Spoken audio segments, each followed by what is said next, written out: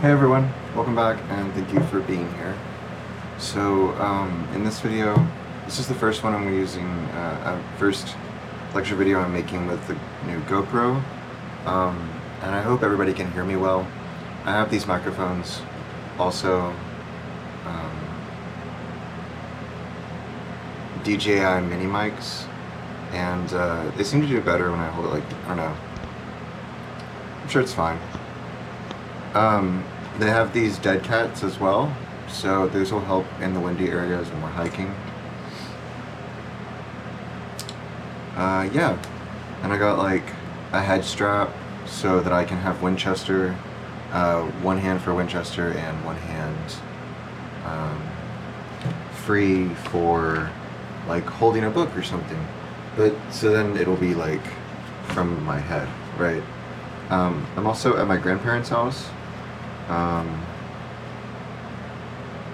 So because of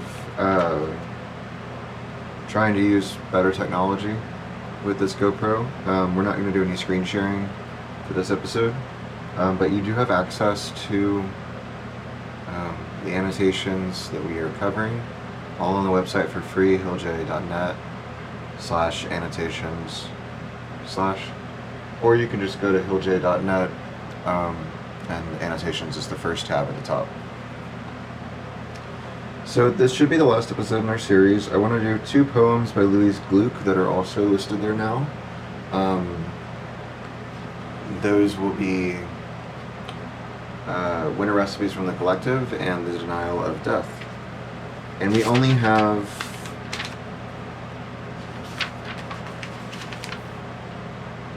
I think we read 41. We definitely read 40 out of the 50 sections that 51 sections that Nancy has given us. But we're going to start again with 41. And so that means that we'll have like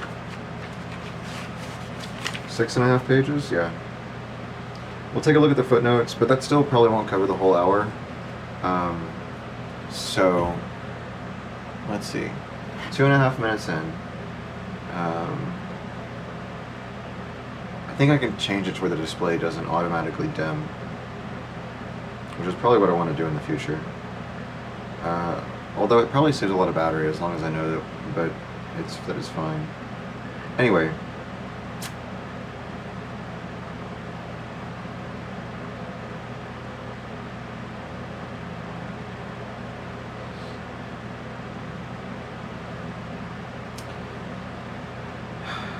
So,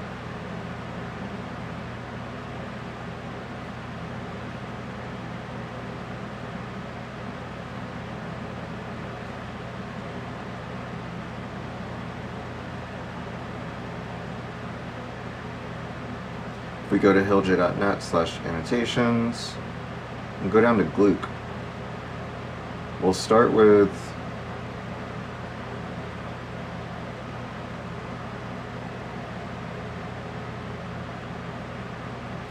Winter Recipes from the Collective. That's what the name of the book is. It's our last book. It's the one we've been reading from mostly. We also read Vita Nova. I don't own a copy of the book Vita Nova, but I love that specific poem in the book. I think it's called Faithful Virtuous Night. As well as Winter Recipes from the Collective. But I don't have either physical copy with me right now because my stuff's in storage, and I didn't plan ahead to leave those specific books out because they're like last minute additions to this series. Anyway, Winter Recipes from the Collective. So follow along in your own copy at the website. Each year when winter came, the old men entered the woods to gather the moss that grew on the north side of certain junipers. It was slow work, taking many days, though these were short days because the light was waning. And when their packs were full, painfully they made their way home, moss being heavy to carry. The wives fermented their mosses, a time-consuming project, especially for people so old. They had been born in another century. But they had patience, these elderly men and women, such as you and I can hardly imagine. And when the moss was cured, it was with wild mustards and sturdy herbs packed between the halves of ciabattine, waited like pan bignot, after which the thing was done. And, quote, invigorating winter sandwich, end quote. It was called, but no one said it was good to eat. It was what you ate when there was nothing else, like matzo in the desert, which our parents called the bread of affliction. Some years an old man would not return from the woods, and then his wife would need a new life, as a nurse's helper, or to supervise the young people who did the heavy work, or to sell the sandwiches in the open market as the snow fell, wrapped in wax paper. The book contains only recipes for winter, when life is hard. In spring, anyone can make a fine meal.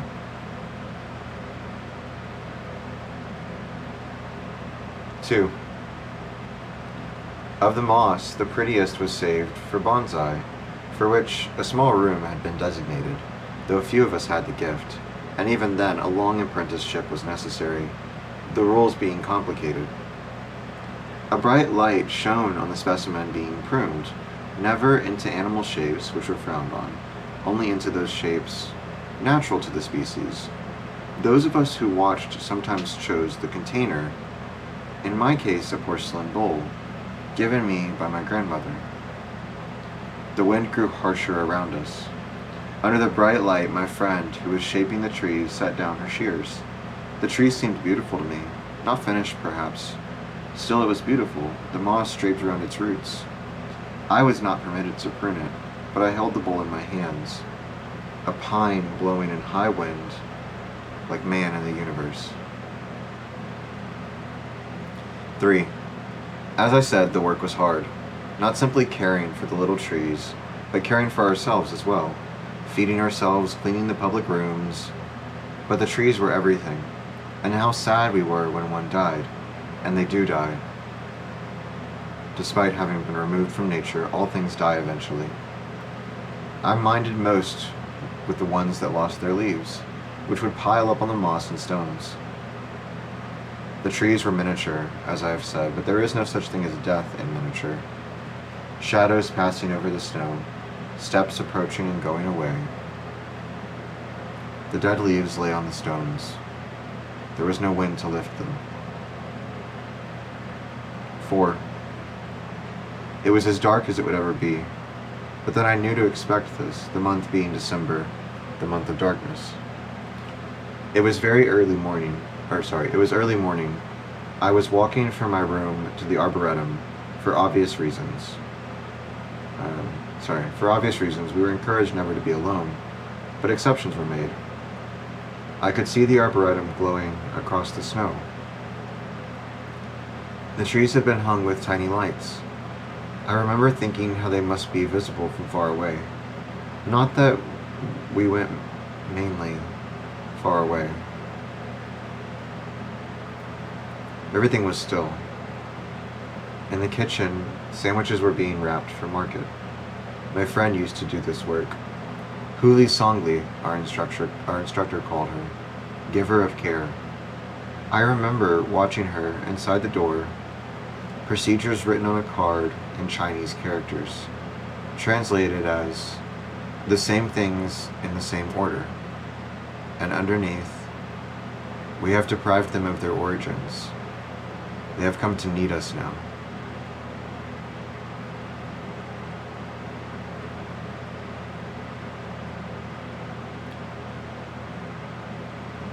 And that's the end of Winter Recipes from the Collective. We're also going to read The Denial of Death, and then we'll jump into finishing Jean-Luc Nancy's Of Divine Places. If I haven't said it yet, we're in my grandparents' library. It's in disarray because they sold their house and we're moving. They're moving. So this house has been around in my family since the 70s. I was born in the 90s. And yeah, it's really sad. So I'm glad I'm recording this video here. I wish I could record more. I went to college. I stayed with them during college for a little while. can't see. It's flashing. I don't know why.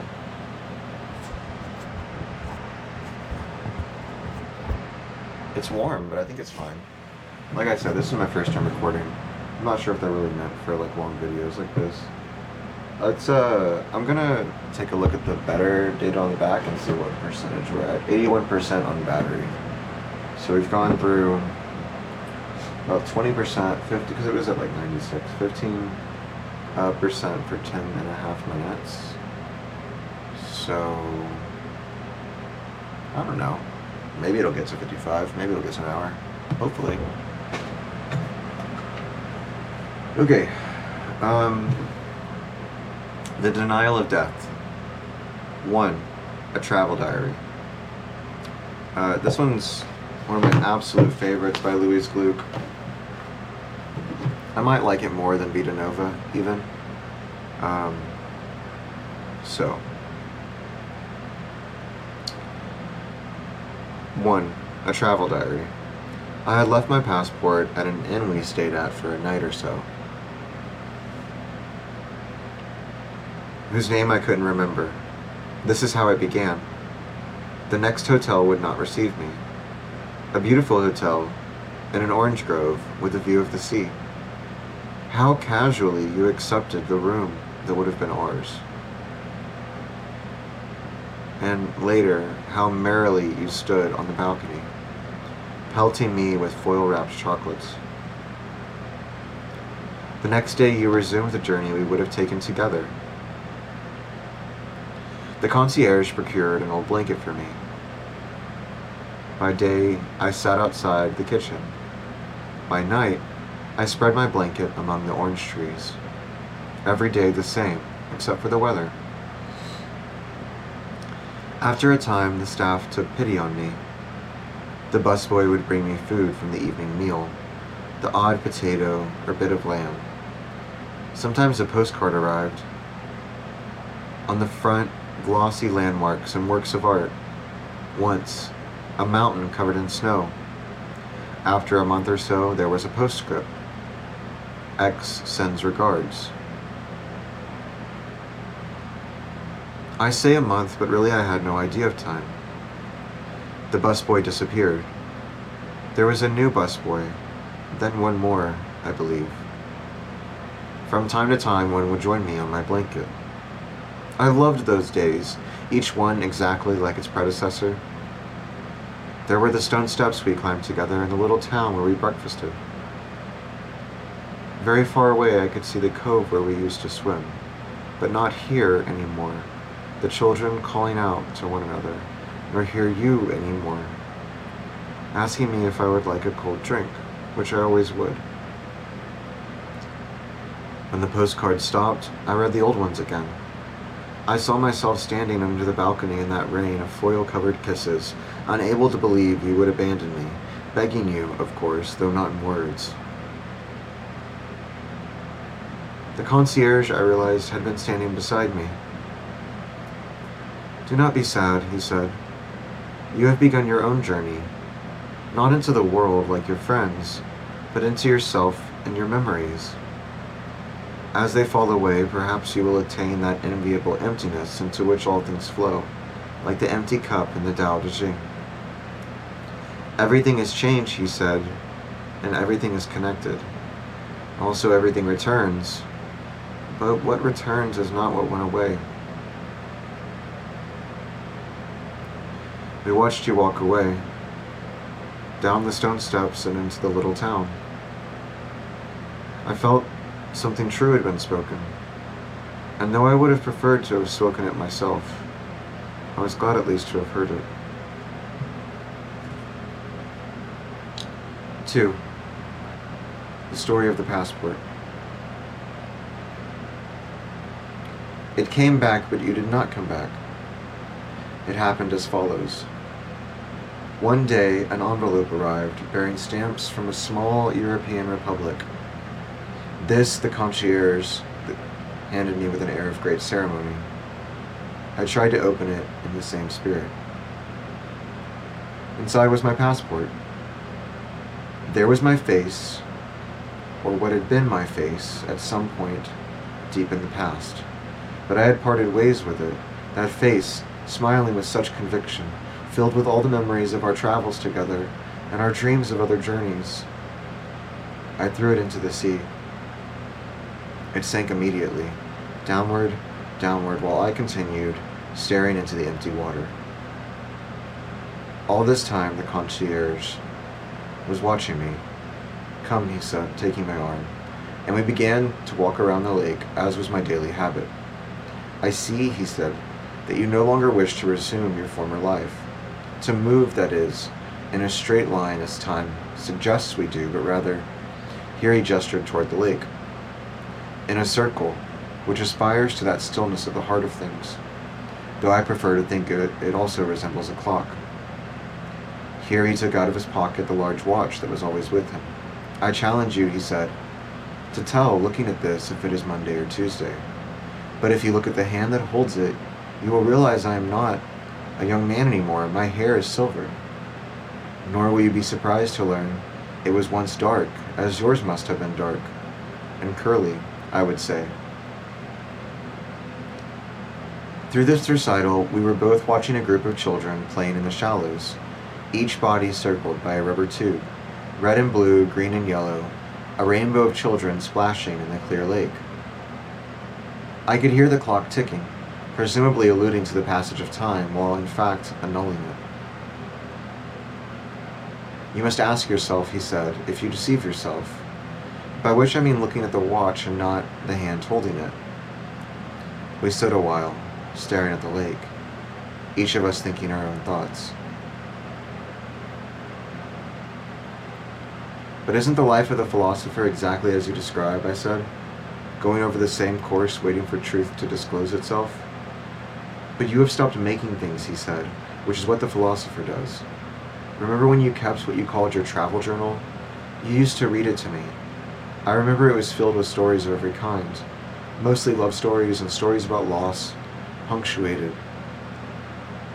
with fantastic details such as wouldn't occur to most of us. And yet hearing them, I had a sense I was listening to my own experience, but more beautifully related than I could ever have done. I felt you were talking to me, or about me, though I never left your side. What was it called?" "A travel diary, I think you said, though I often called it the denial of death after Ernest Becker.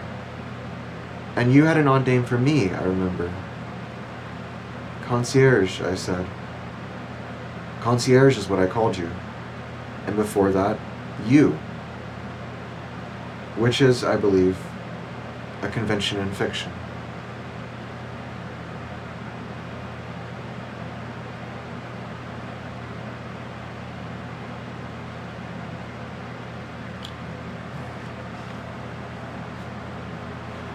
So, the last few pages of Divine Places asks us to consider the death of God and our own finitude as well.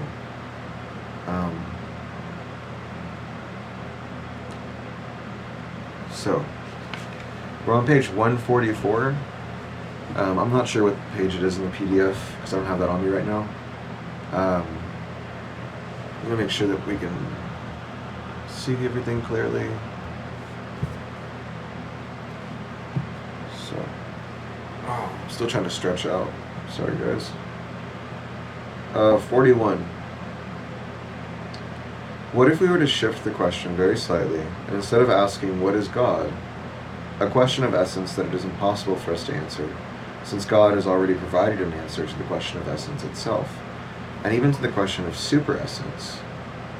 Remember here that superessence could also be superbeing, which may be something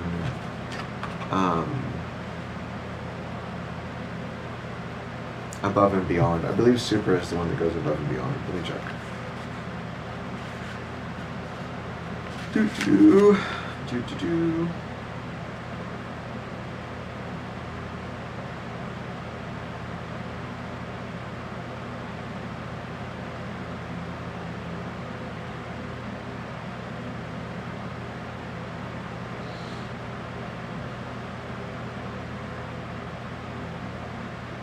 Yep, super goes above.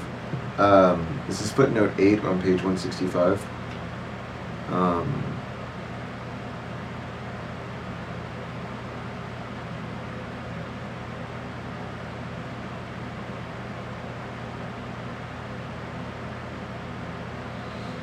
that's one of the undifferentiated names for the Godhead in the divine names by pseudo Dionysius the Areopagite. That's what the footnote says. So, but between super essence and super being, super essence and supra being, right? S-U-P-E-R versus S-U-P-R-A. William J. Carroll distinguishes between those two prefixes as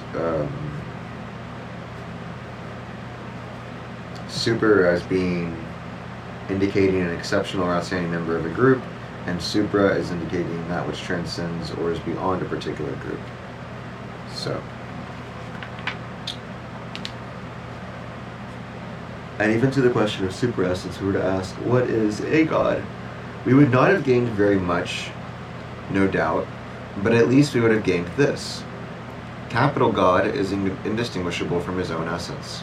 A God would be a presence, a someone, present or absent, that is not simply indistinguishable from divine essence, that does not represent it either or individualize it, but that rather puts it, as it were, outside of itself, revealing that a God does not have God or the divine as its essence. Essence here comes to be indistinguishable from the mode of presence or absence, from that singular mode of manifesting hic et nunc, a God, never God, the God of one instant in one place, and so always another God, or always another place, and no God. Quote, come, I cannot see you, and yet my heart strains toward you, and my eyes desire you. The gods and mankind have turned their face toward you and weep together. This is the lament of Isis to Osiris, the god whom the gods themselves cannot perceive. Quote, this God who quickens us beneath his clouds is mad. I know, I am he, wrote Bataille. These words count less for their meaning, which is clear, evident, dazzling, and mortal, than for the impetuousness that bears them along, and in which in their turn, they carry me away, in the infinite anguish or infinite joy at the fact that God is always outside of God, and he is never what God himself would wish him to be, if in general God wished anything at all. It is this impetuousness itself which is not which is not mad, which is something other than madness, of which we should say that it is no longer atheist, but indefinitely loosed from God in God, and divine beyond the divine. 42. Quote, I am God. It is perhaps impossible to avoid this answer, if the question, what is God, presupposes that God is a subject, and either it does presuppose that, or else it must take the extreme risk, as Holderlin perhaps wished, of giving no meaning to the word God, and taking it as the pure proper name of an unknown. If this answer is mad, its madness is no different from that of thought that seeks to identify itself, it and its thing, as subject, as its own substance and its own operation, something that happens continually in ontotheology. I'm curious how the cogito relates to that. The thought that seeks to identify itself, it and its thing, as subject, as its own substance and its own operation. The cogito seems to claim that. So, but I cannot answer the question, what is a God, by saying I am he. A God signifies something other than a subject. It is another sort of thought, which can no longer think itself identical or consubstantial with the divine, that it questions or that questions it. 43. Quote, the gods went away long ago, end quote, said Cercides of Megalopolis in the 3rd century BC, a long time ago. Our history thus began with their departure, and perhaps even after their departure, or else when we stopped knowing they were present. They cannot return in that history, and to return has no sense outside of that history. But where the gods are, and according as they are, whatever the present or absent mode of their existence, our history is suspended. And where our history is suspended, where it is no longer history, that is to say, where it is no longer the time of an operation but the space of an opening, there something may come to pass. 44. Quote, God is something extended. That's Spinoza. Alone among painters of our time, Cy Twombly ceaselessly paints the gods. Apollo, Pan, Venus, Bacchus, others besides. There is never a face, there is often, not always, the name of the god written in broad, unsteady letters. There is no really identifiable outline, though forms do from time to time fleetingly appear. A breast, a sexual organ, a palm, a wave. But also a lot of patches, of lines leading nowhere, and always a lot of light. L-I-G-H-T. Light. I love light. I love overexposed pictures. Self-same with every canvas, without there being a face, there is a divine smile, secret and serene. Nothing is dumb more than the mouth of a god. Rilke. Rainier Maria Rilke. We could do that poem. I love that poem.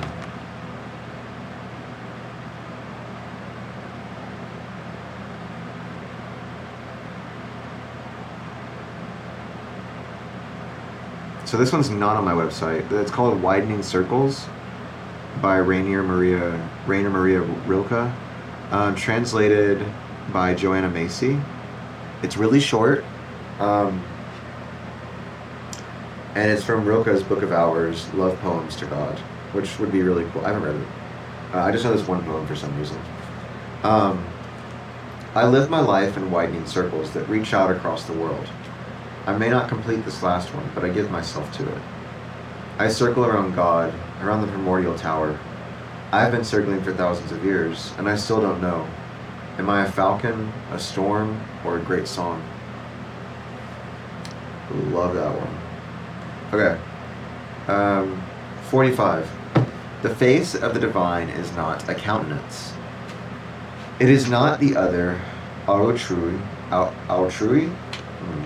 but it is the material, local presence here or there, self-same with somewhere of the coming or the non-coming of the God. All presence is that of a body, but the body of the God is a body that comes or that goes. Its presence is a face.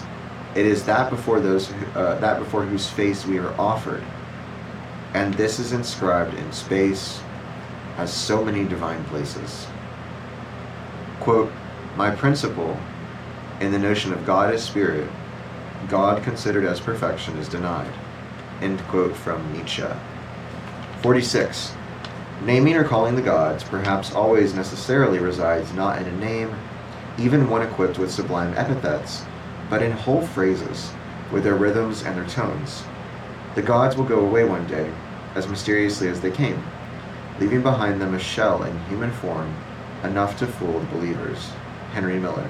And this is a lot of quotes, so I'm not going to say like quote every time, but the rest of 46 is just quotes from other people. So I'll say somebody's name, I guess I'll let you know what the quote is. So that one was Henry Miller, and this next one is John Christoph Bailey.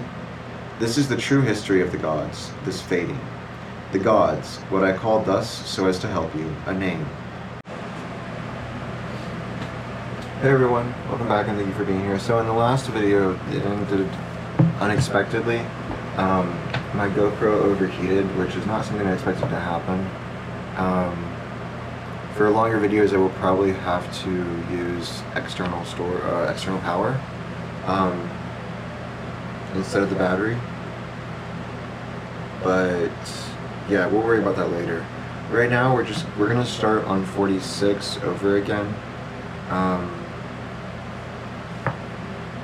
Hopefully that's about where we left off. And like I was saying, most of this section is direct quotes that Nancy is quoting, but I'm going to read them in a different way. I'm going to read them as they're written. I'm not going to tell you. In the last video, I started to when I was reading it before, I started to like say like, oh, this one's Henry Miller, and then I read what Henry Miller said. But I don't want to do that. I think it takes away the rhythm of the text. So I'd like to just read it as presented without interjecting, really. I love this skylight. I love this house. There are some other really cool things. It's just really, the roofing is really intricate. Like the master bedroom is higher. The roof goes higher than the rest of the house. Anywhere else in the house, I think. And it has like a window at the top of that room, which faces like the inside of the house. But you get the window because it goes above like that. Super cool. And the alcove over the living room, it has these long windows in it. It lets in so much light. This house just lets in so much light. It's a beautiful house. And my grandparents are amazing. Okay. So yeah, this will probably constitute the actual last episode. I'll probably make these separate episodes. I don't like going in and doing post-production. So for now, we may try to keep these around 25 minutes or 30 minutes, depending on how warm the camera gets.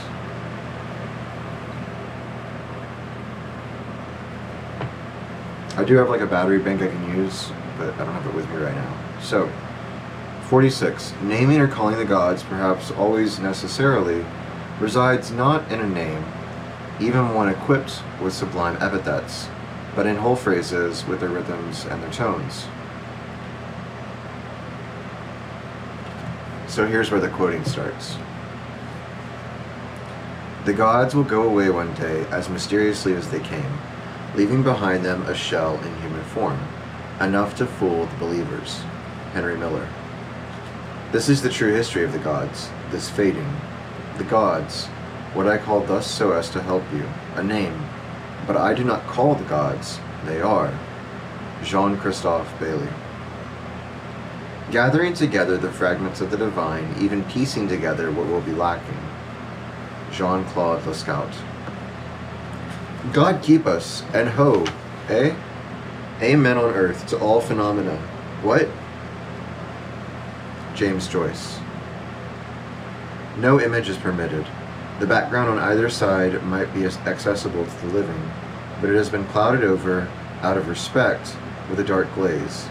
He alone, God wishes to be apparent. Victor Segalin. I don't know. Every gesture you make repeats a divine pattern. Cesare Pavesi. And then Nancy starts indenting things, so he goes over, it seems to be that he goes over 2 indents. The divine name, like an immense bird, has escaped from my breast. Before me the wreaths of a dense fog, and behind me an empty cage. Osip Mandelstam. And then he indents a 3rd time. God, when a complete phosphorescence warms, is linear by nature. Jean Daive. Jean Daive. D-A-I-V-E. And then he goes back 2 indents to just 1 indent, and it says, God shines, man hisses, echoing the snake. Victor Hugo. I stood astride God in the distance, the close by. He was singing. It was our our last right above the hedgerows of men. Paul Celan. Hybris is the belief, and then he goes back to the far left indent. So no indents at all. Hybris is the belief, well, just that one initial indent to indicate that he's quoting things. Hybris is the belief that happiness could be anything other than a present from the gods. Walter Benjamin. And our dead hearts live with the lightning in the wounds of the gods. Norman Mailer. We all pray to some god, but what comes of it has no names. Cesare Pavesi. So he quoted him twice. I think he's the only one who quotes twice.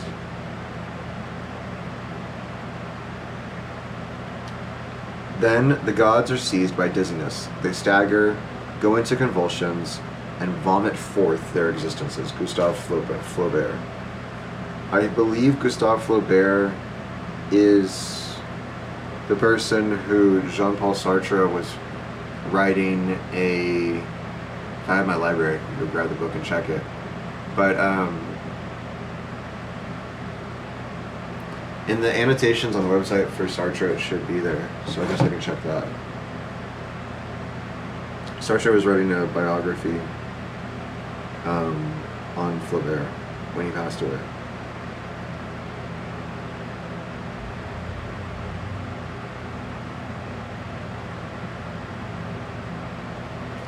So it'll take a minute to load. 47. The God expels man outside of himself.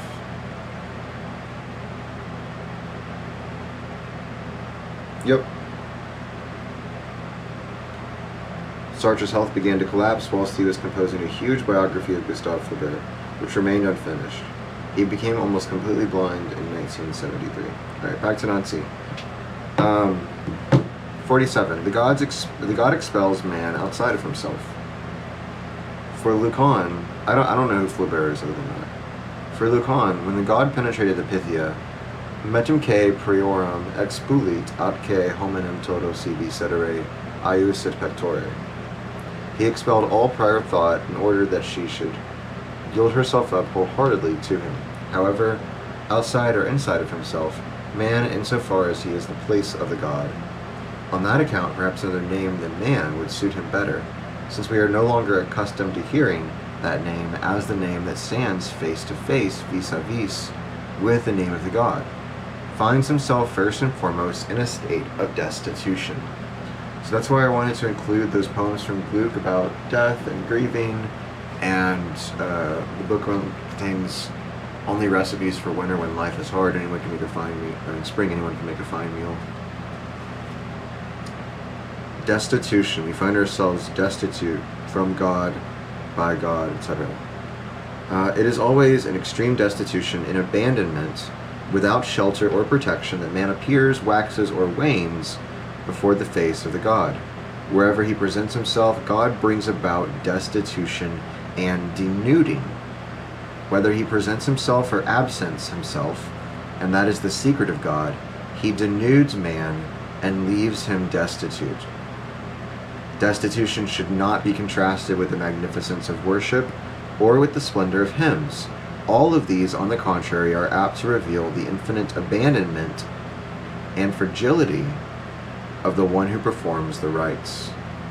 One might even say, destitution before the face of the God is the experience of the temple.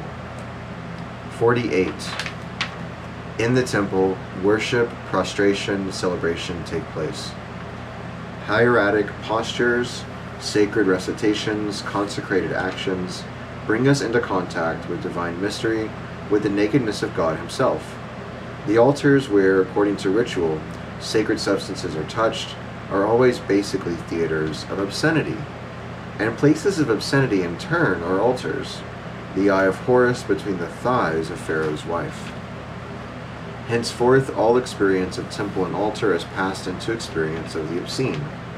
So here we're talking about the obscene, deserted temples, destitution, open space, yeah. That's all in 48. To name God as betided in the heat of love and in a brothel is still to yield to a modern temptation. Altars and temples, does it need repeating, are deserted. Obscenity, love, their agony, and their ecstasy have devolved to us alone, as have the dereliction of Dasein or the disquieting essence of power. There is positively no use wishing to find or name the divine in all that, for the gods have left it all behind for us. If I say the divine has deserted the temples, that does not mean, as a ruse of dialectic is always ready to suggest, that the emptiness of the temples are deserted. That the emptiness of the temples now offers us the divine.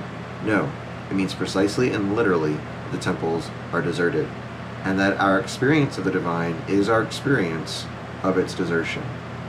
It is no longer a question of meeting God in the desert, but of this, and this is the desert. We do not encounter God. God has deserted all encounter. let us not precipitately see this as the very sign of the divine. From all the rites and all the liturgies, not the least canticle is left over. Even the believer who prays can only quote his prayer. Not the least genuflection remains. Music, theater, or the dance have taken it all over. That is our portion. The fact that the divine can no longer find refuge anywhere. There is no more meditation. All that remains of the experience of the temple or the desert is destitution before the empty temples. These are not merely the temples of the West. God died in the West, and because of it, he died of the reason and the poetry of the West, of its cupidity and its generosity, of its coldness and its ardor, of its hate and its love. More, perhaps now than of anything else, God died of the love of God, of that intimacy with man, and to this extent the dead God was still only the God of the West. But everywhere else, wherever there can be said to be somewhere other than the West, the gods have long since, perhaps since the beginning, exhausted themselves in a surfeit of signs and powers, in clergies, clans, and castes, and the scrupulous observance and the firm ties that form the two possible meanings of the word religio. If a god can still come, he can come neither from the east nor from the west, nor through a birth nor through a decline. If he comes just as much in the rites and the prayers of those who honor the gods as in the indifference and the blasphemy of others. If he withdraws, it is just as much from the former as from the latter. But the mere formulation of this possibility that a god might come is devoid of sense. Space is everywhere open. There is no place wherein to receive either the mystery or the splendor of a god. It is granted us to see the limitless openness of that space. It falls to our age to know, with a knowledge more acute than even the most penetrating science, more luminous than any consciousness, how we are delivered up to that gaping, naked face. It reveals to us nothing but us, neither gods nor men, and that too is a joy. 49. What presents itself is destitution. The only thing we can still receive into ourselves, aside from all the rest, the erotic, the political, the poetic, the philosophical, the religious, is such a destitution. We must no longer seek either temples or deserts. We must abandon meditation. We must let ourselves be delivered up to dispersal and destitution. So dispersal is a new concept there, emphasizing again like the kind of spacing of being. Yet we must not even do this. Neither the god nor the destitution of the god can impose any obligations. God has no part in law. He simply indicates this, that there is no longer any divine meditation. There are the heavens more manifest than ever, and there is our destitution, set apart from the heavens and the earth. Where does this take place? Where, right? Nowhere, if there is no longer any place for the gods. And yet it does take place, we happen to find ourselves destitute. That opens something up outside of all places. It makes a spacing out. If we are in it, we do not stand in it. There is no place there. But we ourselves are opened up there, parted from ourselves, from all our places and all our gods. We are in this place denuded before the destitute face of the God. 50. Does there not remain, in spite of everything, a possibility that God may rise again, once more, and perhaps again and again?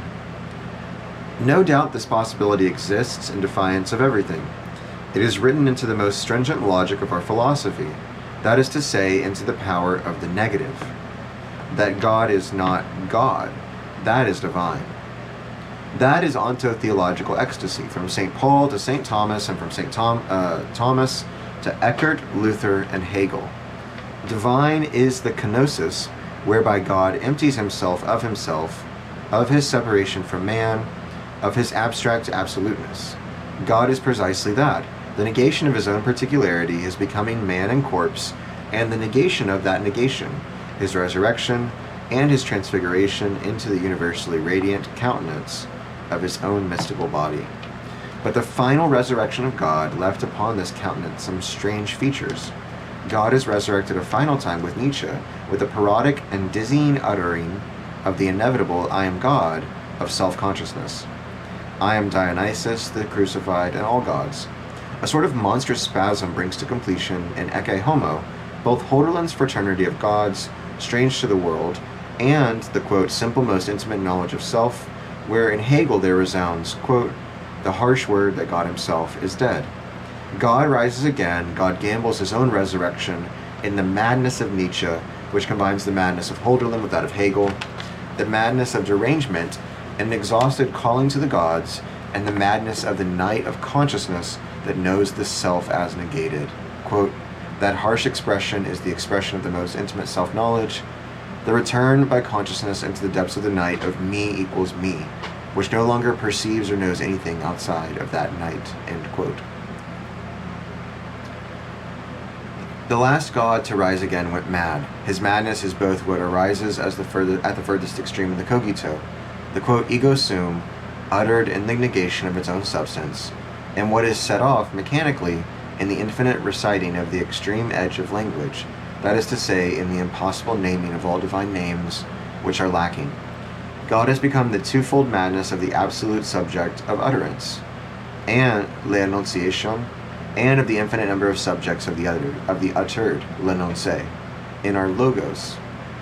His mouth can no longer smile. His hands can no longer bless. He has lost charity as well as serenity. Those who can still pray, those who still understand mercy, no longer recognize him. The madness of God is not a new death. The mad God can no longer either die or rise again. He no longer has any freedom. He is fixed, frozen in his madness, in the absolute logic of a being identical to its own utterance, in the implacable automatism of the subject who is himself his own acting out. The immediate and incommensurable presence, everywhere manifest and everywhere concealed, before the face of which we are bereft of discourse and of cogito, is not in turn the negation of the mad God. It does not have that power, and even if it had, it could not use it, for it does not take place within the logic of the mad God. That is why we shall not call this presence God. We shall not even say it is divine. We shall not say it. We shall leave it to set out the places of its reserve and its generosity. 51, last paragraph. Divine places, without gods, with no God, are spread out everywhere around us, open and offered up to our coming, to our going, or to our presence, given up or promised to our visitation, to frequentation by those who are not men either, but who are there in these places, ourselves alone out to meet that which we are not, and which the gods for their part have never been. These places, spread out everywhere, yield up and orient new spaces. They are no longer temples, but rather the opening up and the spacing out of the temples themselves, a dislocation with no reserve henceforth, with no more sacred enclosures, other tracks, other ways, other places for all who are there. So, do the footnotes. Hopefully the GoPro doesn't overheat again. It's not that the battery died, it's that it overheated and cut itself off. It does use a lot of battery though.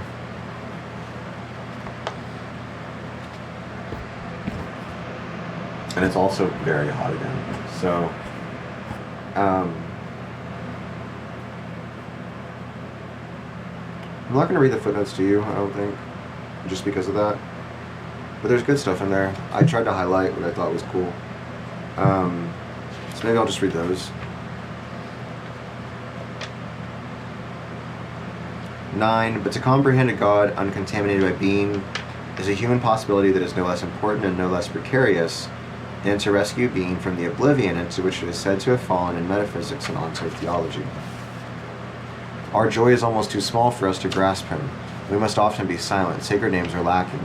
Hearts beat, and yet speech hangs back. Question mark. To be in time is to be for God. Adieu, etre adieu. A perpetual leave-taking. Adieu. An adieu for which diachronic time is the sole index, and which is simultaneously devotion and transcendence.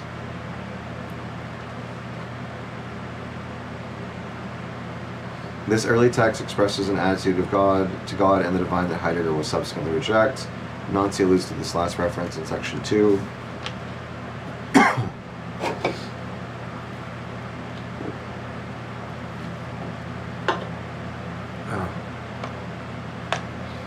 The idea that the Bible and the Gospels are what we do not see because we see it too much came to me during the course of my experiences and experiments with writing. This is no return of the repressed. It is the fact that something is brought to light that has always been there. It is the return of yourself as repressed. It is the return of a subject that is not you, the return of the name of the subject in the name. I think that's Levinas.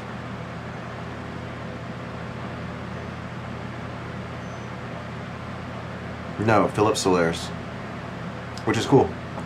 I'd eventually like to do a lecture series on Julia Kristova's novels, Polylogue, where she responds to Philip Solaris' Osh. Just lovely. 17. Self-same is used to translate the preposition